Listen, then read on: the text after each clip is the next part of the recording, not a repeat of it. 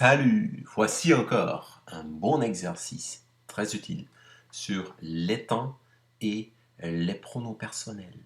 Alors, regardons. Il faut répondre aux questions en utilisant les mots donnés et en utilisant le temps demandé. Par exemple, numéro 1.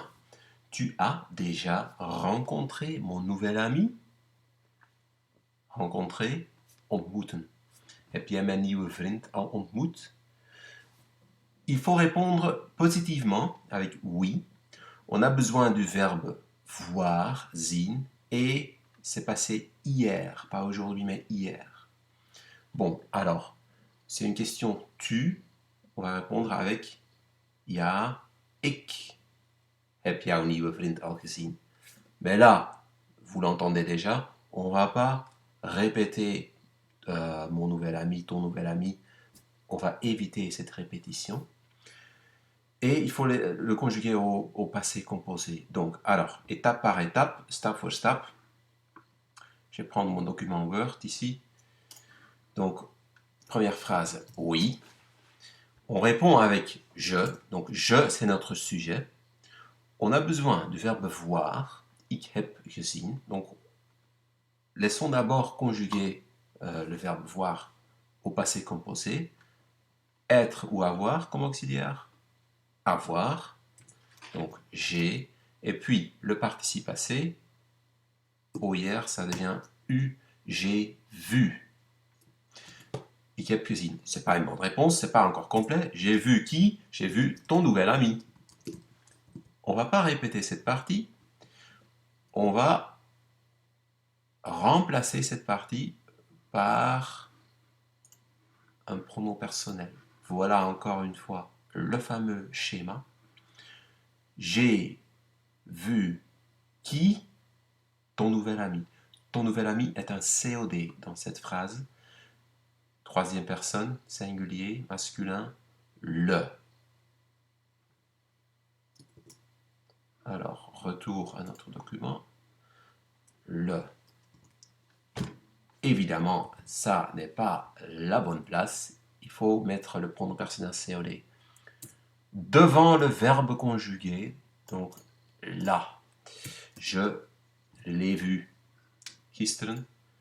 On le met au début ou à la fin de la phrase. Je l'ai vu hier. Ja, ik heb hem gisteren gezien. Ok, alors. Oups. Deuxième phrase.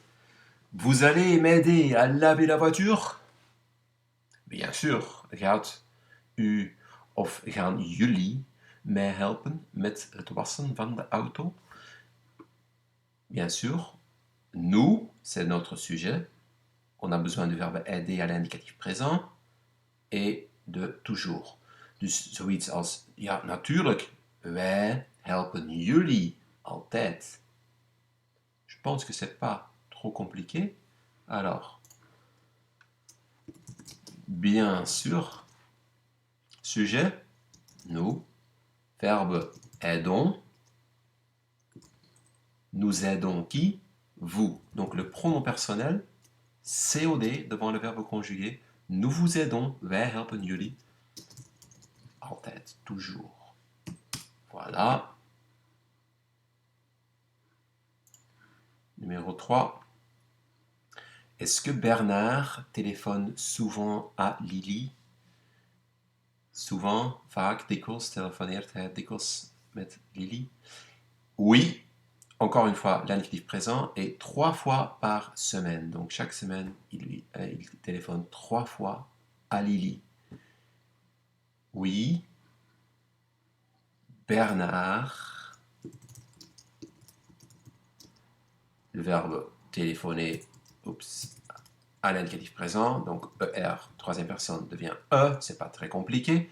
Bernard téléphone 3 fois par semaine à Lily. Évidemment, il y a 2 répétitions dans cette phrase. Bernard, on peut le remplacer par un pronom personnel, lequel? Il. C'est le sujet. À Lily, qui téléphone. À qui? À Lily, COI. Donc, lui, devant le verbe conjugué, il lui téléphone 3 fois par semaine, évidemment. C'était une petite erreur. Ok, 4. On continuera jusqu'au numéro 5. Après, je vous laisse travailler. Vous n'oubliez pas les timbres.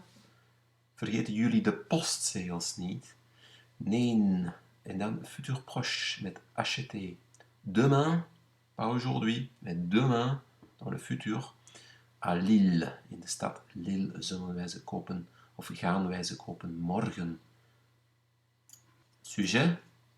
Donc d'abord, on va répondre négativement. Nee, we gaan ze niet vergeten. We gaan ze kopen. Nous, acheter au futur proche. Futur proche, c'est très simple. On prend le verbe aller à l'indicatif présent plus infinitif. Nous allons acheter les timbres demain à Lille ou à Lille demain. Les timbres, c'est une répétition. À vous. Nous allons acheter quoi? Les timbres, COD. Donc, on a besoin d'un pronom personnel COD. Les, devant le verbe conjugué, mais le verbe conjugué est suivi d'un infinitif. Donc, on va le placer devant l'infinitif. Non, nous allons les acheter demain à Lille. Et finalement, 5. Tu dis qu'ils ne lisent pas leur courriel. Courriel, c'est courrier électronique, e-mail. Jij zegt dat zij hun e-mail niet lezen. Et là, on va faire une phrase avec un impératif. Alors, envoyer is het versturen. Dus stuur ze dan een sms. Het is een imperatief, een gebiedende wijze, een bevelvorm. Er is geen onderwerp. We gaan gewoon het werkwoord envoyer in de imperatief moeten zetten. Imperatief singulier. Dus je neemt de je-vorm, envoie. Dit is je-vorm. Je spreekt tegen één persoon. Envoie. Hun. Stuur hun. Envoie un SMS. À qui? Hun. COI. Et avec un impératif affirmatif, on le place derrière le verbe. C'est une règle spéciale. Avec un trait d'union met een liggend streepje ertussen. Envoie-leur un SMS.